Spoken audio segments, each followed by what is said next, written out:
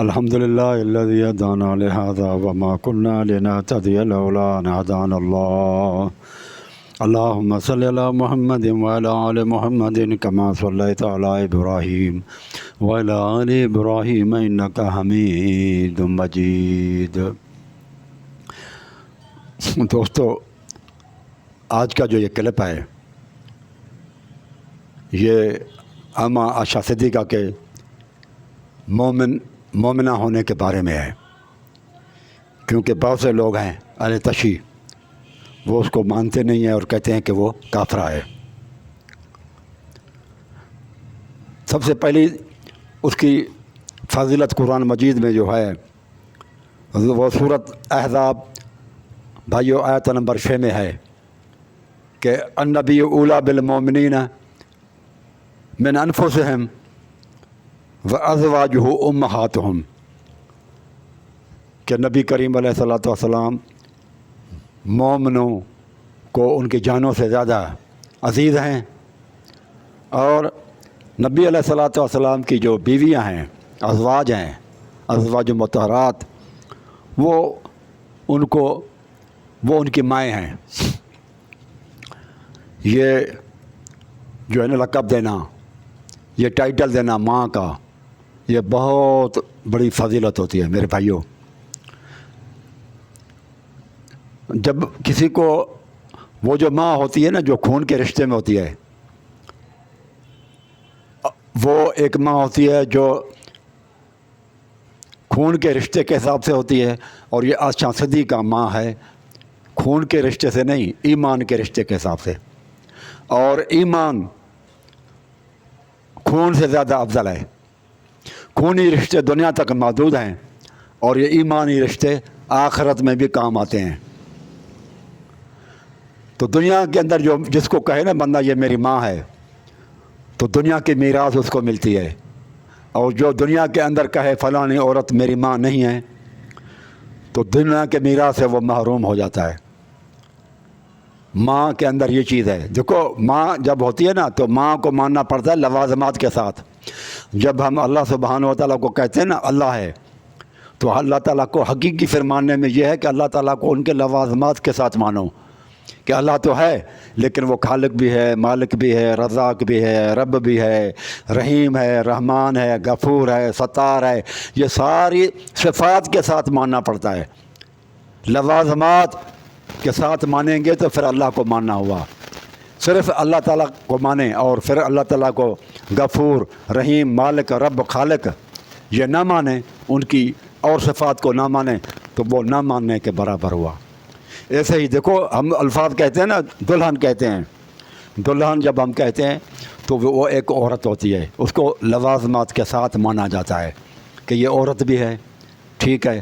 ابھی اس کے ساتھ لوازمات کیا ہیں کہ یہ جو ہے نا دلہن، اس کو حق مہر دیا گیا ہے، اس کے ساتھ انگیجمنٹ ہوئی ہے، نکاح ہوا ہے، پھر ان کو زیورات دیے گئے ہیں، اور ان کے لیے کپڑے وغیرہ بھی بازار سے جو ہے نا نئے، ہر چیز ان کو نئی دی گئی ہے۔ تو پھر صرف زیورات، کپڑے اور ساری مہر، حق مہر، یہ ساری لوازمات جب ہوں تو پھر کہا جاتا ہے یہ دلہن ہے۔ تو ماں کے اندر صرف یہ نہیں ہے کہ اس کو ماں کہو، تو پھر اس کے ساتھ یہ ہے کہ اس کے لوازمات سے ماننا پڑے گا۔ یہ نہیں کہ کسی کو کہہ دیا یہ میری ماں ہے، اب اس کو ساتھ لوازمات ہیں کہ آپ ان کے ساتھ نکاح نہیں کر سکتے۔ دوسری یہ چیز ہے کہ اس کے ساتھ آپ تعظیم کریں گے، عزت اور احترام کی نگاہ سے دیکھیں گے، تو پھر وہ ماں ہوتی ہے۔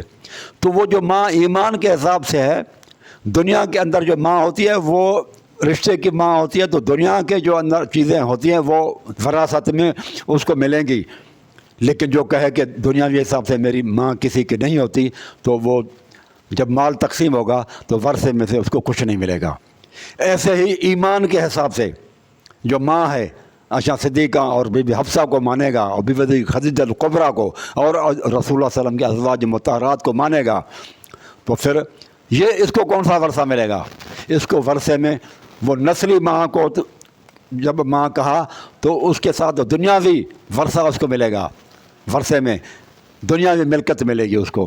لیکن جب रसूलुल्लाह सल्लल्लाहु अलैहि वसल्लम की आयशा सिद्दीक़ा और हफ्सा को, बीबी खदीजतुल कुबरा को माँ मानेगा तो आखिरत का वर्षा यानी कि ईमान उसको वर्षे में मिलेगा। जिस तरह से वो कहता है दुनियावी हिसाब से कहे कि फ़लाँ मेरी माँ नहीं है तो वो दुनियावी वर्षे से महरूम रह जाएगा। इस तरह से जो कहे बीबी आयशा सिद्दीक़ा मेरी माँ नहीं है तो वो आखिरत का वर्षा और ईमान से वो महरूम कर दिया जाता है वो शख्स। तो माँ को मानो लेकिन उनके साथ लवाजमात के साथ माना जाए तो वो मानना होता है हकीकी, वरना माँ को उसने माना ही नहीं। तो अल्लाह सुब्हानहू व तआला फरमाते हैं व अज़वाजुहु उम्महातुहुम, ये बहुत बड़ा अल्लाह पाक ने उनको टाइटल दिया, लक़ब दिया रसूलुल्लाह सल्लम को और रसूलुल्लाह सल्लम के अज़वाज को कि वो माएँ हैं। ये ऐसे वैसे लक़ब नहीं मिला, ये उनके फ़ज़ाइल की वजह से उनको मिला है। जो रसूलुल्लाह सल्लम के साथ उन्होंने दुख सुख में जो है ना कारनामे सर अंजाम दिए हैं। यार ये हद नहीं है, आज तक दुनिया के अंदर कायनात में बताए कोई जर्नल जंग के अंदर हो और उसकी बीवियां भी उधर मैदान जंग में और उनको पानी पिला रही हों। ये आयशा सिद्दीक़ा वो औरत थी कि रसूलुल्लाह सल्लल्लाहु अलैहि वसल्लम जब जंग करते थे तो मैदान जंगों के अंदर भी ये जाती थी और लोगों को, अपने बेटों को वहाँ पर भी मरहम पट्टी करती थी और उनका इलाज करती थी और उनको लाशों को शिफ्ट करती थी।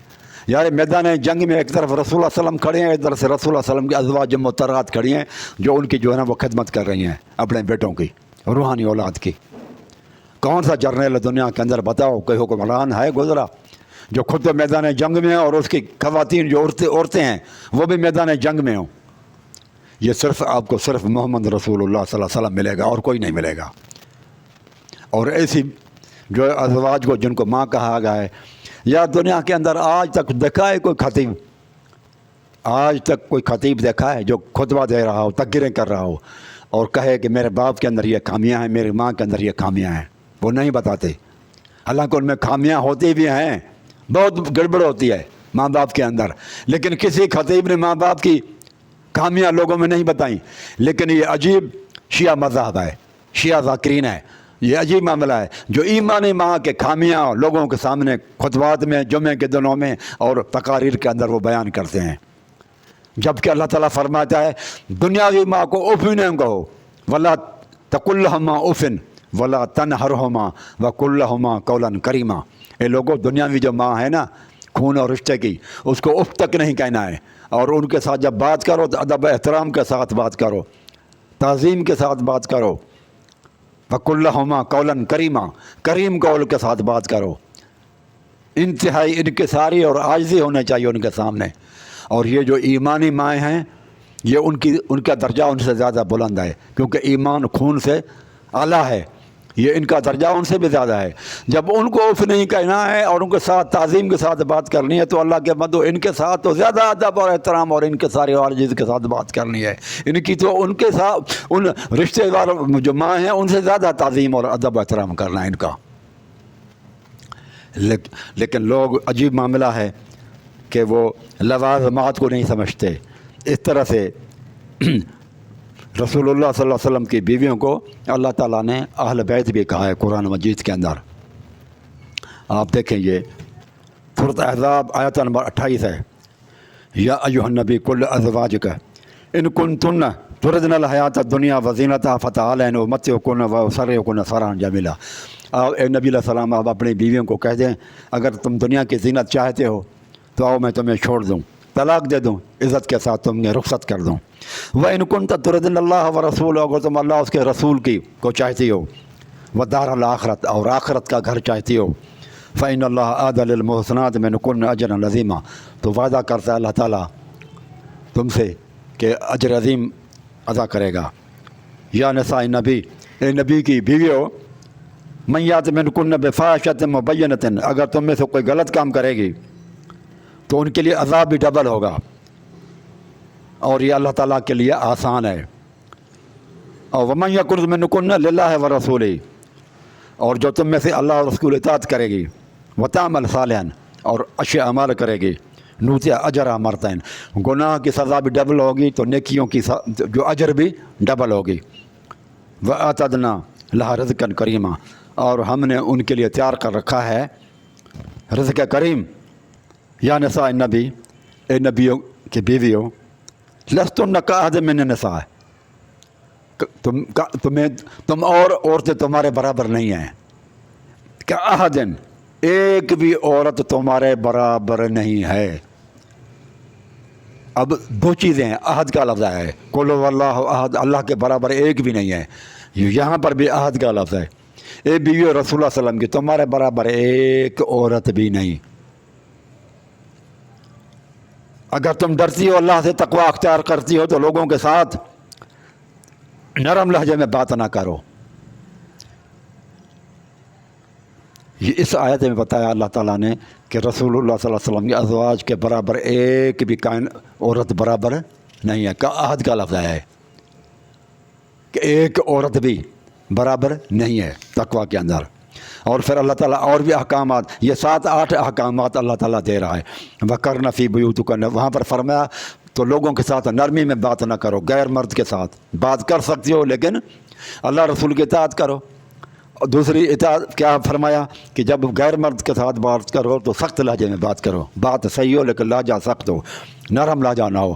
وَقَرْنَ فِي بُيُوتِكُنَّ، اپنے گھروں کے اندر قرار پکڑو، وہیں زیادہ وقت گزارو۔ وَلَا تَبَرَّجْنَ تَبَرُّجَ الْجَاهِلِيَّةِ الْأُولَىٰ، جاہلیت میں جیسی عورتیں گھومتی پھرتی تھی، ہار اور سنگار کر کے گزرتی تھیں، اس طرح سے نہ کرو۔ وَأَقِمْنَ الصَّلَاةَ، اور نماز کو قائم کرو۔ وَآتِينَ الزَّكَاةَ، زکوٰۃ دیتی رہو۔ وَأَطِیعْنَ اللَّهَ وَرَسُولَهُ، اللہ رسول کی اطاعت کرتے رہو۔ یہ 7-8 اللہ نے احکامات دیے۔ پھر اللہ تعالیٰ فرماتے انما یرید اللہ، اللہ تعالیٰ کا ارادہ ہے، یہ اللہ تعالیٰ نے جو آپ لوگوں کو، رسول اللہ صلی اللہ علیہ وسلم کی بیویوں کو یہ احکامات بتائے ہیں، اس کی غرض اور غایت اور کوئی نہیں ہے۔ یہ اللہ تعالیٰ نے تمہیں تنگ کرنے کے لیے احکامات نہیں دیے اے رسول اللہ کے بیویوں، یہ تمہیں اللہ تبارک و تعالیٰ نے جو یہ 7-8 احکامات اوپر بتائے، یہ اس لیے نہیں دیے کہ تمہیں تنگ کیا جائے، تمہارے اوپر کوئی بوجھ ہو، بلکہ یہ کس لیے ہے؟ یہ اس لیے ہے انما یرید اللہ لیذھب عنکم الرجس، کہ اللہ تبارک تعالیٰ تم سے ہر قسم کے رجس کو دور کرے۔ اہل البیت، تم تو اہل بیت رسول ہو، وَيُطَہِّرَکُم تَطْہِیرًا، اور تمہیں اللہ تعالیٰ پاک کرے جس طرح سے پاک کرنے کا حق ہے۔ وَاذْکُرْنَ، اور اے نبی کی بیویوں ذکر کیا کرو، مَا یُتْلَىٰ فِی بُیُوتِکُنَّ من آیات اللہ والحکمت، وہ حکمت کی باتیں اور اللہ تعالیٰ نے جو قرآن مجید کی آیات ہیں، ان کا قرآن مجید اور رسول اللہ صلی اللہ علیہ وسلم کی حکمت کی باتیں جو حدیث ہیں، سنت کی باتیں ہیں، ان کا ذکر کیا کرو اپنے گھروں کے اندر۔ ان اللہ کان لطیفا خبیرا، اللہ تبارک و تعالیٰ باریک بین اور خوب باخبر ہے۔ اس آیت کے اندر اللہ سبحانہ و تعالیٰ نے بتا دیا قرآن مجید کے اندر کہ رسول اللہ صلی اللہ علیہ وسلم کی بیویاں اہل بیت میں بھی داخل ہیں۔ تو رسول اللہ صلی اللہ علیہ وسلم کی بیویاں اہل بیت ہیں، امت کی مائیں ہیں۔ پھر اور کیا بتایا اللہ تبارک و تعالیٰ نے؟ آپ دیکھیں کہ رسول اللہ صلی اللہ علیہ وسلم ان کی شان تھی کہ اللہ تبارک و تعالیٰ نے قرآن مجید میں بتایا، سورۃ تحریم کی آیت نمبر 1، یا ایھا النبی لم تحرم ما احل اللہ لک، اے نبی صلی اللہ علیہ وسلم آپ کیوں، یا ایھا النبی لم تحرم ما احل اللہ لک، جو اللہ تعالیٰ نے تیرے لیے حلال کیا ہے اس کو آپ حرام کیوں کرتے ہو؟ تب تک یہ مرضات ازواجک، آپ اپنی بیویوں کی رضا چاہتے ہیں۔ یار یہ رسول اللہ صلی اللہ علیہ وسلم کو دیکھیں، اللہ تعالیٰ رسول کی رضا چاہتا ہے۔ وَلَسَوْفَ يُؤْتِيكَ رَبُّكَ فَتَرْضَىٰ، محمد صلی اللہ علیہ وسلم اللہ تعالیٰ تجھے اتنا دے گا کہ تو راضی ہو جائے، یعنی اللہ تعالیٰ رسول اللہ صلی اللہ علیہ وسلم کو راضی کرنا چاہتا ہے۔ اور رسول اللہ صلی اللہ علیہ وسلم کس کو راضی کرنا چاہتے ہیں؟ تب تک یہ مرضات ازواج کا اللہ تعالیٰ گواہی دے رہا ہے، یہ سرٹیفکیٹ اللہ دے رہا ہے کہ رسول کی مرضی اور خواہش ہوتی تھی کہ میری بیویاں مجھ سے راضی رہیں،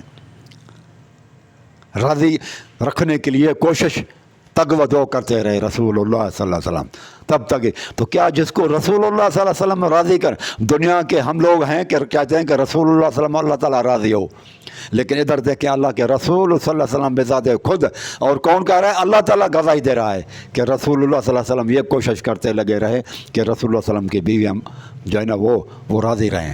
تب تک ہی مرضات ازواج کا، محمد صلی اللہ علیہ وسلم آپ اپنی بیویوں کی رضا چاہتے ہیں۔ تو کیا یہ جو ہے نا یہ اتنے بڑے بڑے اللہ تبارک و تعالیٰ نے فضائل بتائے رسول اللہ صلی اللہ علیہ وسلم کی بیویوں کو، آپ اندازہ لگائیں کہ کتنی ہے. پھر اللہ تعالیٰ قرآن مجید میں اور فضیلت بتا رہا ہے. یہ سورۃ احزاب آیت نمبر 52 ہے. کیا کہتا ہے؟ لا یحل لک النساء من بعد. اے رسول اللہ صلی اللہ علیہ وسلم، آپ کے لیے ان بیویوں کے علاوہ اور کوئی عورت حلال نہیں ہے. یہ جو عورتوں جن کو میں نے شادی کروائی ہے، اس کے بعد اب آپ کے لیے کوئی عورت حلال نہیں. ولا، ایک تو یہ ہے کہ ولا ان تبدل بہن، آپ ان میں رد و بدل بھی نہیں کر سکتے، تعداد بھی نہیں بڑھا سکتے. اب جو جتنا ہو چکا، اب ان میں رد و بدل بھی نہیں سکتے. من ازواج ولو اعجبک حسنہن، کسی عورت کا حسن آپ کو، حسن کردار، کس چیز کا حسن؟ یعنی کہ صورت کا حسن، سیرت کا حسن، کردار کا حسن. حسن کے بعد اس کو مطلق چھوڑا، کھلا رکھا. یہ نہیں کہ فلاں چیز کا حسن، یعنی کہ کسی بھی طرح کا حسن، اس کے اعمال، کردار، گفتار، رفتار، اس کی سیرت، اس کی صورت کا حسن کیا کرے؟ اعجبک، آپ کو انتہائی عجب میں ڈال دے. آپ حیران رہ جائیں کہ اس کا کیا کردار ہے، یہ کتنی خوبصورت ہے، کتنا اس کے اچھے اعمال ہیں. اللہ سبحانہ وتعالیٰ فرماتا ہے کتنی بھی اور عورتوں ہوں، کوئی بھی عورت ہو، تو اب آپ ان میں رد و بدل بھی نہیں کر سکتے، ان کو طلاق بھی نہیں دے سکتے، اور تعداد جو ہے اس کو بھی کم و بیش نہیں کر سکتے. آپ سے یہ اختیار اللہ تعالیٰ نے چھین لیا. اور عورت جس کو آپ چاہیں پسند کریں، عجب میں آ جائیں، پھر بھی یہ آپ کو جائز نہیں ہے. اللہ تعالیٰ نے رسول اللہ صلی اللہ علیہ وسلم سے اختیار چھین لیا. یہ اس طرح کی رسول اللہ علیہ وسلم کی بیویاں تھیں. اندازہ لگائیں ان کا آپ کہ کتنا جو ہے نا ان کا شان تھا. اور سورۃ نور آیت نمبر 26 میں ہے کہ الطیبات للطیبین، پاکیزہ عورتیں پاکیزہ مردوں کے لائق ہوتی ہیں. والطیبون للطیبات، پاکیزہ مرد پاکیزہ عورتوں کے لائق ہوتے ہیں. اے محمد صلی اللہ علیہ وسلم، جب آپ پاکیزہ ہیں تو آپ کے لیے بیویاں بھی جو ہے نا وہ وہی لائق ہوں گی جو پاکیزہ ہوں. یہ سورۃ نور آیت نمبر 26 میں. تو یہ بھی معلوم ہے آیتوں سے کہ رسول اللہ صلی اللہ علیہ وسلم پاک تھے، صاف تھے، کردار کے حساب سے، گفتار کے حساب سے، صورت سیرت کے حساب سے. تو رسول اللہ صلی اللہ علیہ وسلم کو جو بیویاں شادی کروائی گئیں وہ بھی اسی لائق تھیں، وہ بھی پاکیزہ تھیں، اور اس لیے اللہ نے ان کو شادی کروائی. یہ قرآن مجید کا آیت نمبر 26 کی ہے کہ جس طرح سے رسول اللہ صلی اللہ علیہ وسلم پاک اور صاف ہے، رسول اللہ صلی اللہ علیہ وسلم کی بیویاں بھی پاک صاف ہیں. یہ قرآن مجید کا آیت ہے، سورۃ نور آیت نمبر 26 میں. تو میرے بھائیوں، تو یہ چیز بتا رہی ہے کہ رسول اللہ صلی اللہ علیہ وسلم عائشہ صدیقہ بی بی حفصہ وہ بہت بڑے شان والے تھیں، اور اللہ تعالیٰ نے ان کو مومنین کی مائیں قرار دی. ماں جب کہا، ام لفظ عربی میں اصل کو کہتے ہیں، اصل کو کہتے ہیں. تو یہ اصل ہیں جو ہے نا مومنین کی، یہ اصل ہیں. ام المومنین، مومنین کی یہ جڑ ہے، جڑ، یہ اصل ہے. اصل ختم ہو جائے، جڑ ختم ہو جائے تو اوپر سے چیز بھی ختم ہو جاتی ہے، نہیں رہتی. ام کس کو کہتے ہیں؟ ماں کو، کیونکہ ماں اصل ہوتی ہے، وہیں سے اولاد کی نسل چلتی ہے نا. تو اللہ تبارک و تعالیٰ نے فرمایا مومنین کی اصل یہ ہے، جڑ ہے یہ. اگر جڑ اور اصل ختم کر دو، کافر ہو جائے، تو پھر لوگ آگے مومنین بھی وہ بھی ختم ہو جائیں گے، پھر بھی شاخیں بھی مٹ جاتی ہیں.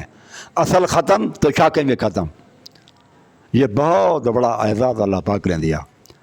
اب لیکن کچھ شیعہ بھائی ہیں، کچھ بھائی ہمارے ایسے ہیں جو یہ کہتے ہیں، اور خصوصاً اللہ یاری اور اس کے جو ہے وہ ہواری لوگ، ان کے ماننے والے وفادار اللہ یاری کے، وہ کہتے ہیں کہ رسول اللہ صلی اللہ علیہ وسلم کی بیویاں عائشہ صدیقہ اور حفصہ یہ کافرہ ہو گئی تھی. وہ دلیل دیتے ہیں قرآن مجید کے اندر، ان تتوبا الی اللہ، اگر تم توبہ کرو، فقد سقط قلوبکما، کیونکہ وہ یہ بلاغ القرآن والے نے کہا ہے ان تتوبا الی اللہ فقد سقط قلوبکما، اگر تم دونوں اللہ کے سامنے توبہ کر لو تو بہتر ہے، کیونکہ تم دونوں کے دل ٹیڑھے ہو گئے ہیں. انہوں نے لکھا ہے ٹیڑھے، سخت الفاظ استعمال کیے ہیں. یہ لفظ بلاغ القرآن اس آیت کی جو 28ویں پارے میں سورۃ تحریم آیت نمبر 4 کا ترجمہ سقط قلوب کما کا ٹیڑھا کیا ہے، لیکن یہ ٹیڑھا نہیں ہے۔ اس کے بعد پھر یہ دیکھیں حافظ صلاح الدین یوسف صاحب نے جو ترجمہ کیا ہے، اس نے صحیح ترجمہ کیا ہے، ان تتوبا الی اللہ فقد سقط قلوبکما، تم دونوں اللہ کے سامنے توبہ کر لو تو بہتر ہے، یقیناً تمہارے دل جھک پڑے ہیں۔ یہ ہے جھک پڑنا، جھک جانا۔ سقط کی معنی جھکنا ہے، یعنی کہ تم کچھ تھوڑی بہت جھک چکی ہو، کدھر؟ اپنے نفس کو راضی کرنے کی خاطر۔ رسول اللہ صلی اللہ علیہ وسلم کے مقابلے میں تم چاہتی ہو کچھ، تمہارا دل جو ہے، نفس جو ہے وہ تھوڑا نفس کی طرف جھک پڑا ہے۔ یہ انہوں نے ترجمہ کیا ہے۔ اب آپ دیکھیں، یہ ہے لغت کی کتاب قاموس الوحید، آپ اس میں دیکھیں اسی لفظ کا دیکھتے ہیں ہم ترجمہ، سقا، سقو، سقون، یعنی کہ انہوں نے بھی یہی معنی کیا ہے، جھکنا، جھکنا معنی کیا ہے۔ آپ اس کو دیکھیں 926 پیج پر بھی ہے جھکنا، قرآن پاک میں بھی ہے، ان تتوبوا الی اللہ فقد سقط قلوبکما، وہ کہتے ہیں سقط شمس و نجم، ڈوبنے کی طرف مائل ہونا، قریب الغروب ہونا، سقا فلان، کسی ایک پہلو پر جھکنا، ایک جھکے ہوئے پہلو والا ہونا۔ تو یہ جھکنے کی معنی میں ڈکشنری میں بھی یہی معنی ہے، اور حافظ صلاح الدین یوسف نے بھی یہی ترجمہ کیا ہے کہ جھک جانا، لیکن بلاغ القرآن والے نے کہا ٹیڑھا ہونا، اس نے سخت معنی اور غلط معنی کیا ہے۔ آپ دیکھیں ڈکشنری کے اندر بھی معنی آپ لوگوں کو دکھایا آپ کو۔ تو چلو ہم ان کی مان لیتے ہیں۔ اصل بات یہ تھی کہ رسول اللہ صلی اللہ علیہ وآلہ وسلم یہ کیوں کہا تھا، یہ واقعہ کیا ہے؟ اصل یہ ہے کہ بی بی عائشہ صدیقہ نے اور بی بی حفصہ نے یہ پلاننگ کی کہ اللہ کے رسول صلی اللہ علیہ وسلم، یہ جو بخاری میں روایت ہے کہ زینب بن جہش کے پاس جاتے تھے تو زیادہ ٹائم لگاتے تھے، اور یہ ٹائم زیادہ لگانا ان دونوں کو پسند نہیں تھا۔ وہ یہ چاہتے ہیں کہ اللہ کا رسول ہمیں ٹائم زیادہ دے دیں۔ تو رسول اللہ صلی اللہ علیہ وسلم کچھ وہاں سے شہد پی کے آ گئے تھے، تو انہوں نے کہا کہ ہم اس طرح سے کریں گے، اگر اے حفصہ تیرے گھر آ جائے یا میرے گھر آ جائے تو ہم رسول اللہ صلی اللہ علیہ وسلم کو یہی کہیں گی کہ اللہ کے رسول آپ کے منہ سے ایسی بو آ رہی ہے جو ہمیں پسند نہیں ہے۔ تو شاید رسول اللہ صلی اللہ علیہ وسلم وہاں پر جانا بھی چھوڑ دیں گے، اور وہ چیز جو ہے نا ممکن ہے اس معاملے میں ہم کامیاب ہو جائیں گے۔ تو اللہ کے رسول صلی اللہ علیہ وسلم وہ شہد ایک دن پی کے آ گئے، تو انہوں نے بی بی حفصہ نے کہا، بی بی عائشہ نے مل کے کہا کہ اللہ کے رسول آپ ایسی چیز پی کر آ جاتے ہیں جو ہمیں پسند نہیں ہے اور بو وہ اچھی نہیں ہے۔ تو رسول اللہ صلی اللہ علیہ وسلم نے کہا کہ میں آئندہ کے لیے نہیں جاؤں گا، نہیں پیوں گا۔ حلال چیز پی تھی لیکن بیویوں کے کہنے کی وجہ سے کہا میں نہیں پیوں گا۔ تو یہ آیت اتری قرآن مجید میں کہ یا ایھا النبی، اے نبی لم تحرم، آپ کیوں حرام کرتے ہیں ما احل اللہ لک، جو اللہ تعالیٰ نے تیرے لیے حلال کیا ہے، تب تک مرضات ازواجک، بیویوں کو خوش کرنے کے لیے اللہ تعالیٰ کی حلال کردہ چیزوں کو حرام کر رہے ہیں آپ، یہ کیوں کرتے ہیں؟ ایک تو یہ روایت ہے بخاری کے اندر کہ یہ معاملہ تھا۔ دوسرا جو روایت ہے کہ فقط سقط قلوبکما، تو اللہ تعالیٰ نے یہ آیت نازل کر دی کہ رسول کی بیویوں تم دونوں کا دل جو ہے نا وہ جھک پڑا ہے، جس کو انہوں نے ترجمہ کیا ہوا جھکنے کے معنی انہوں نے کیا، دل ٹیڑھا ہو گیا ہے، یعنی کہ تم اپنے نفسانی خواہشات کی وجہ سے رسول اللہ صلی اللہ علیہ وسلم کو جو ہے نا وہ ناراض کرنا چاہتی ہو، رسول اللہ صلی اللہ علیہ وسلم کو آپ دھوکے میں لانا چاہتے ہیں۔ لیکن آپ دیکھیں کہ یہ بیویوں نے رسول اللہ صلی اللہ علیہ وسلم سے محبت کی وجہ سے کیا تھا۔ اگر یہ رسول اللہ صلی اللہ علیہ وسلم کی نافرمانی ہے تو بھی محبت رسول کی وجہ سے ہے، بغض رسول میں نہیں ہے۔ کوئی بھی کام اگر آپ کسی سے محبت میں کریں اور ظاہری طور پر وہ اس کی نافرمانی ہو لیکن ہو اس کی محبت میں، تو وہ گناہ اتنا بڑا نہیں ہوتا، چھوٹا گناہ ہوتا ہے۔ اس طرح سے تو حضرت علی سے بھی ہے کہ رسول اللہ صلی اللہ علیہ وسلم نے کہا اے علی صلح حدیبیہ کے اندر کہ آپ یہ مٹائیں، محمد رسول اللہ لکھا ہوا ہے، تو علی نے انکار کر دیا رسول اللہ صلی اللہ علیہ وسلم کی بات کو۔ یہ آپ کے تفسیر قمی میں بھی لکھا ہوا ہے، اور بھی بہت ساری کتابوں میں یہ لکھا ہوا ہے کہ حضرت علی نے انکار کر دیا تھا کہ میں محمد رسول اللہ نہیں مٹاؤں گا، لیکن وہ بغض رسول میں نہیں کہا، وہ حب رسول میں کہا، محمد صلی اللہ علیہ وسلم کی محبت میں کہا تھا۔ یہاں پر بھی انہوں نے جو کچھ کیا محمد صلی اللہ علیہ وسلم کی محبت میں کہا ہے۔ اگر آپ کہیں گے کہ یہ بہت بڑا جرم ہے تو وہ حضرت علی نے جو محبت رسول میں کیا وہ بھی بہت بڑا جرم ہو جائے گا۔ یہ بھی تو آپ دیکھیں نا کہ اللہ تعالیٰ نے جو الفاظ کہے وہ بیویوں نے کہا کیا تھا، اس کے بیک گراؤنڈ تو جا کر دیکھیں نا۔ بیویوں کی تو یہی خواہش تھی کہ رسول اللہ صلی اللہ علیہ وسلم ہمارے پاس زیادہ عرصہ رہیں، یہ محبت رسول میں کہا تھا، بغض رسول میں نہیں کہا تھا۔ تو رسول کی محبت کی وجہ سے یہ ہلکا گناہ ہے۔ ہاں اب آپ کہیں گے یہ اگر ہلکا گناہ تھا تو اللہ تعالیٰ نے تو بہت بڑا اس کا نوٹس لے لیا، ان تتوبا الی اللہ فقد سغت قلوبکما، تمہارے دل جھک پڑے ہیں تو تم توبہ کر لو۔ تو اگر آپ کہتے ہیں کہ اس وجہ سے ان سے ایمان چھین لیا گیا تو اب آپ آئیں، یہ قرآن مجید کی آیت ہے سورۃ طٰہٰ آیت نمبر 121، سورۃ طٰہٰ آیت نمبر 121 میں ہے فعصیٰ آدم ربہ، آدم علیہ السلام نے اپنے رب کی نافرمانی کی، فغویٰ اور وہ گمراہ ہو گیا۔ فغویٰ گواہ لفظ کی اور جگہ پر معنی دیکھتے ہیں ہم کیا ہے، وشعراء یتبعہم الغاوون، سورۃ شعراء آیت نمبر 224 میں ہے، شعراء کی پیروی کرنے والے لوگ گاؤن ہوتے ہیں، جمع ہے گواہ کی، گاؤن گمراہ لوگ۔ آدم علیہ السلام گمراہ ہو گئے، بہک گیا، ٹھیک ہے، اور فعصیٰ آدم نے نافرمانی کی۔ مجھے یہ بتاؤ کہ فقد سغت قلوبکما، اے رسول کی بیویوں عائشہ اور حفصہ، تمہارے دل جھک پڑے ہیں، تم توبہ کر لو، ٹھیک۔ ایک یہ الفاظ ہیں، دوسری طرف آدم علیہ السلام کے لیے الفاظ ہیں کہ آدم نے نافرمانی کی اور وہ گمراہ ہوا، فغویٰ، وہ گمراہ ہوا۔ اب مجھے بتاؤ کہ ان دونوں میں سے کون سے الفاظ زیادہ سخت ہیں؟ جو آدم علیہ السلام نے اللہ تعالیٰ نے کہا سخت الفاظ، وہ زیادہ سخت ہیں، یا ان تتوبا الی اللہ فقد سغت قلوبکما، تمہارے دل جھک پڑے ہیں اپنے نفس کو خوش کرنے کی طرف؟ ان دونوں میں سے کون سے زیادہ لفظ سخت ہیں؟ اچھا یہ تو تیسرا بھی میں لاتا ہوں، حضرت علی کو بھی لاتے ہیں، چلو ان تمام پھر مقابلہ کریں، ان کے درمیان میں آپ فیصلہ کریں کہ ان میں سے زیادہ الفاظ سخت جو ہے نا وہ کون سے ہیں۔ علی رضی اللہ تعالیٰ نے اللہ تعالیٰ کے حلال کو کردہ چیز کو حرام کر دیا۔ اللہ تعالیٰ فرماتے یا ایھا الذین آمنوا، اے ایمان والو، لا تحرموا، حرام قرار نہ دو، طیبات، وہ پاکیزہ چیزوں کو، ما احل اللہ لکم، جو اللہ تعالیٰ نے تمہارے لیے حلال کیے ہیں۔ اب آپ آئیں، کیا کہتا ہے یہ؟ اب یہ عبداللہ علیہ السلام، امام جعفر صادق کہتا ہے قال نزلت هذه الآیت فی امیر المومنین، یہ آیت حضرت امیر المومنین کے بارے میں نازل ہوئی اور بلال اور عثمان بن مظعون کے بارے میں۔ کیوں؟ فحلف ان لا ینام باللیل ابدا، قسم اٹھایا تھا حضرت علی نے کہ میں رات کو کبھی بھی نیند نہیں کروں گا۔ اللہ تعالیٰ نے قرآن مجید میں یہ آیت نازل کی کہ اللہ کے حلال کردہ چیز کو حرام کیوں کرتے ہو؟ اب ایک طرف آپ دیکھیں حضرت علی کی یہ بات ہے، عائشہ صدیقہ کی وہ بات ہے کہ تمہارے دل، وہ تم نے محبت رسول میں آ کر جو کہا ہے کہ رسول اللہ صلی اللہ علیہ وسلم ہمارے پاس زیادہ ٹائم دیں بنسبت اور بیویوں کے، تو آپ لوگوں کے دل جھک پڑے ہیں، ٹھیک ہے، غلطی کے اوپر۔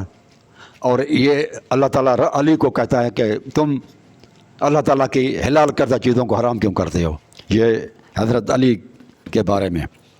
پھر آپ دیکھیں حضرت علی نے،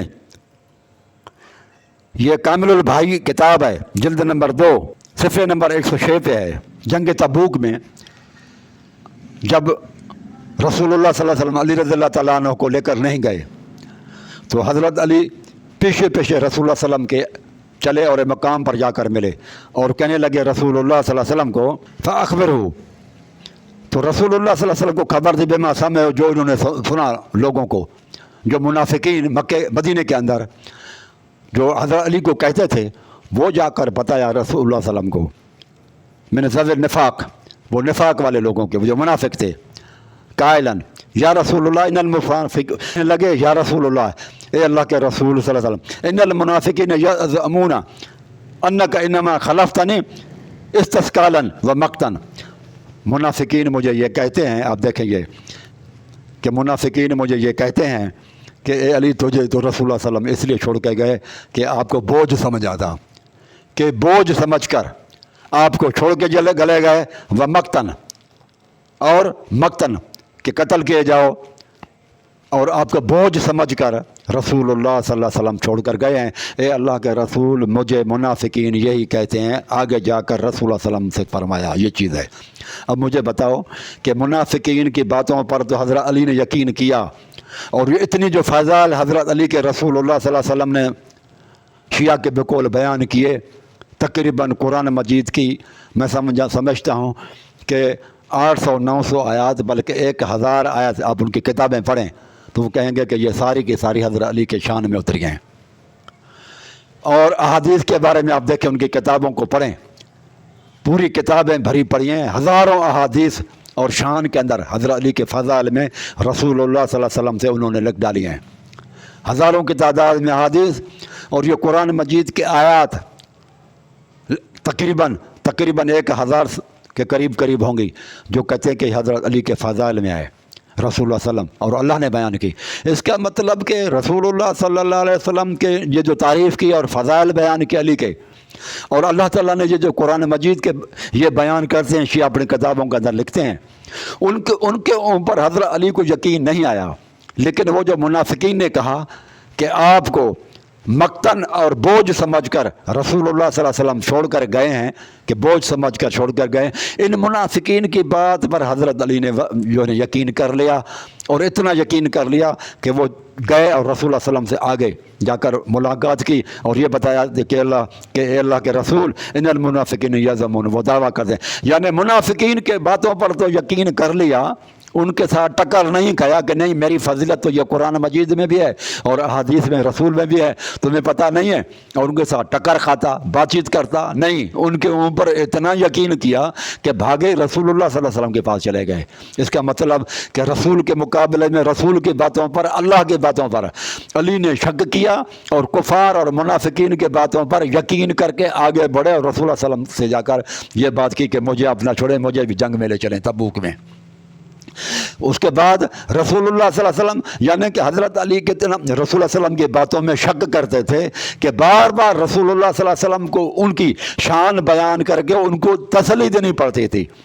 फिर रसूलुल्लाह सल्लल्लाहु अलैहि वसल्लम ने फिर उनको तसल्ली देने के लिए कहा कि ऐसी बात नहीं है, आप चले जाओ, क्योंकि आप जो है ना वो अम्मा तरज़ा अन तकून मिन्नी बिमरज़ल हारून में मूसा, ये फिर पढ़कर जब तसल्ली, यानी कि इतना ये आपकी किताबें पढ़ते हैं हम, उनसे ये साबित होता है, आपकी किताबों से, हमारा ये अक़ीदा नहीं है कि हज़रत अली रसूलुल्लाह सल्लल्लाहु अलैहि वसल्लम के बयानात में, हदीस के अंदर, कुरान मजीद के आयत में जहाँ उनकी ये फजीलतें थी, उनके अंदर वो शक करते थे, और मुनाफिकीन ने जो ही कह दिया उस पर यकीन कर लिया।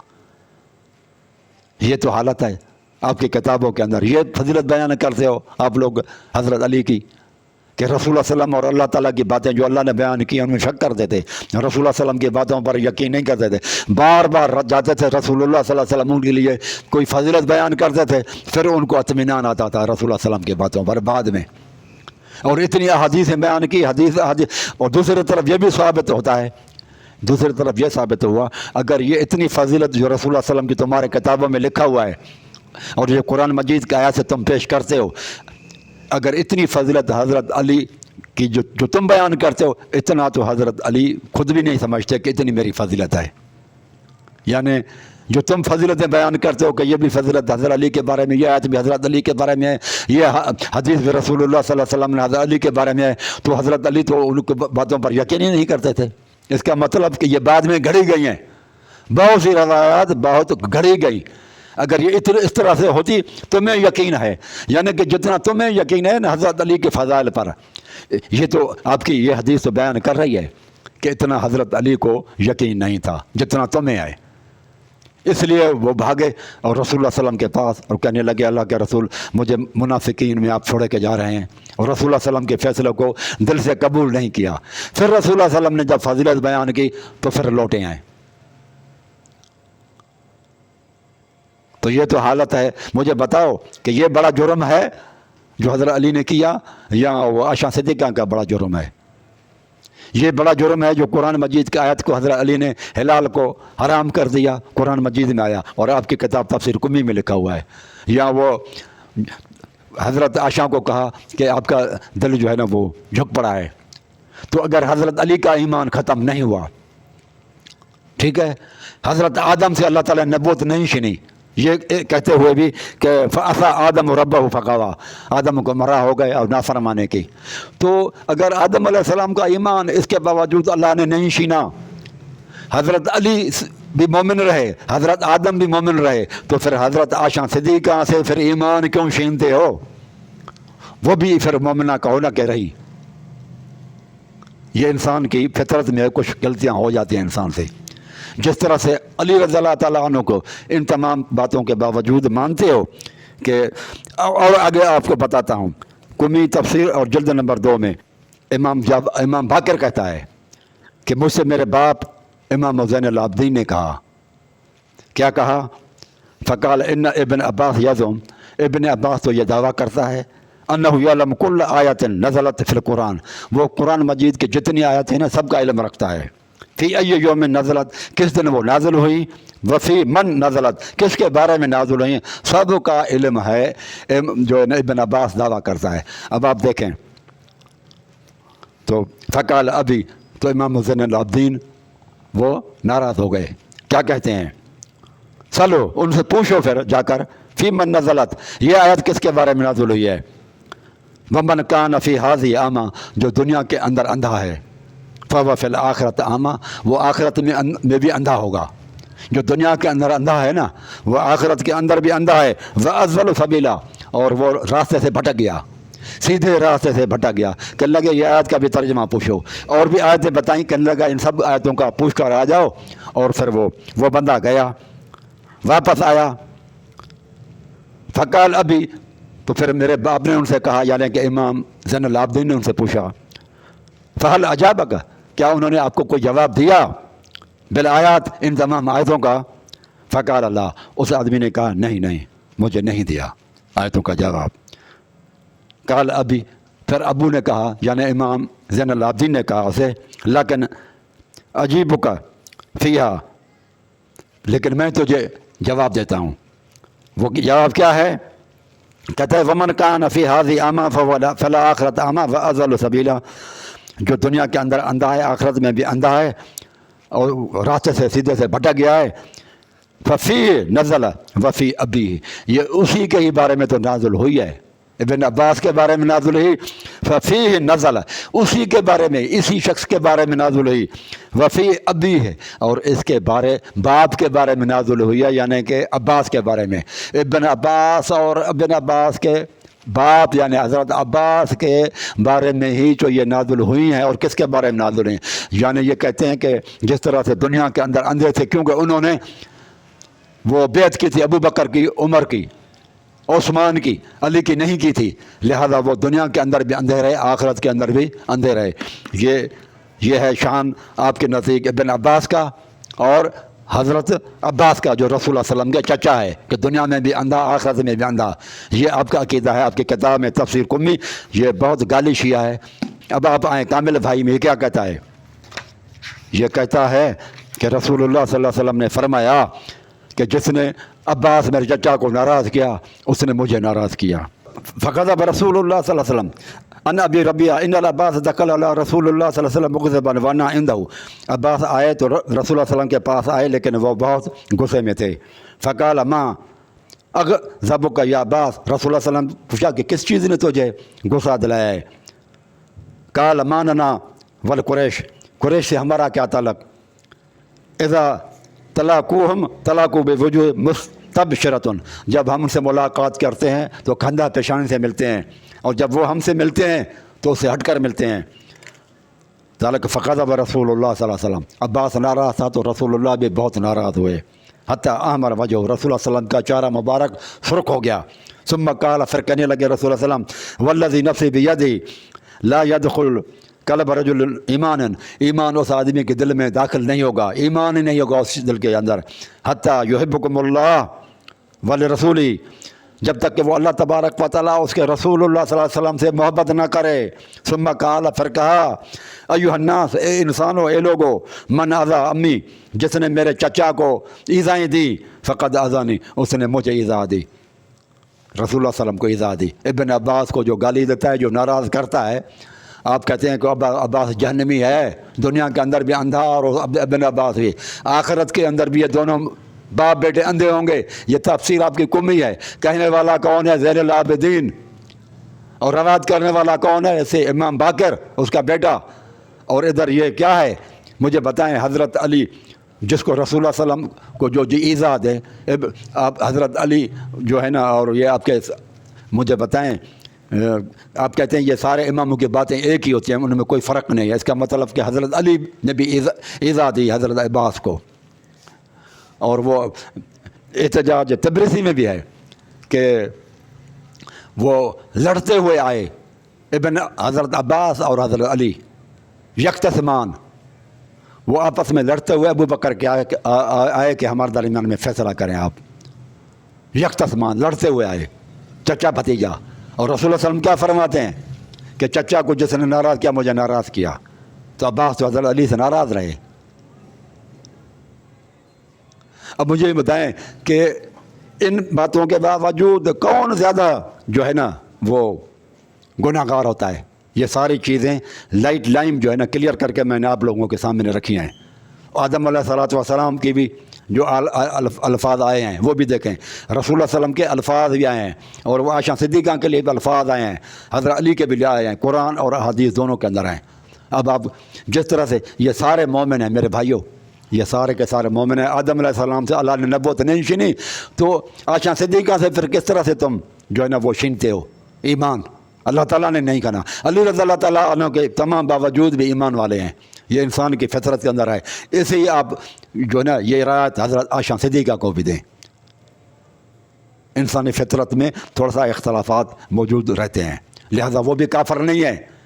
اگر کافر کہو گے تو پھر یہ اس بات کو لے کر، اس آیت کو لے کر اگر آپ وہ کافر کہتے ہیں تو پھر ان آیاتوں کو، آدم علیہ السلام کو بھی، حضرت علی کو بھی پھر آپ نعوذ باللہ منہ ان کو بھی آپ کافر کہیں۔ اگر یہ ان کی وجہ سے، آیاتوں کی وجہ سے، حدیث کی وجہ سے حضرت علی اور آدم علیہ السلام کافر نہیں بنتے تو عائشہ صدیقہ بھی نہیں۔ اگر آپ کہتے ہیں کہ پھر بھی کہ عائشہ صدیقہ وہ تو کافر تھی، اور کافر سے نکاح، یہ صورت ممتنعت آیت نمبر 10 میں ہے۔ قرآن مجید کیا کہتا ہے؟ ولا تمسکوا باسم القوافر، باسم القوافر، لوگو کافر عورتوں کو اپنے پاس نکاح میں روکے نہ رکھو، ان کو طلاق دے دو۔ تو رسول اللہ اگر وہ کافراں تھی، بی بی حفصہ اور عائشہ، اس قرآن مجید کی آیت کی وجہ سے، تو یہ اللہ تعالیٰ نے ان کو طلاق کیوں نہیں دی؟ اور اللہ تعالیٰ پھر کیسے کہتے ہیں کہ آپ ان کو طلاق تو کیا رد و بدل بھی نہیں کر سکتے؟ اس کا مطلب کہ وہ پکی پوری مومنہ تھی۔ یہ قرآن مجید کی آیت ہے کہ رسول جس طرح سے تم پاک ہو، اس طرح سے یہ عورت بھی تیری پاک، تیری بیویاں بھی پاک ہیں۔ اس کو اس طرح نہ لے جاؤ نوح علیہ السلام کی بیوی کی طرف اور ان کی طرف، ان کے کافر عورتوں کے ساتھ ان کے شریعت میں یہ چیز جائز تھی، لیکن ہماری شریعت کے اندر حرام ہے۔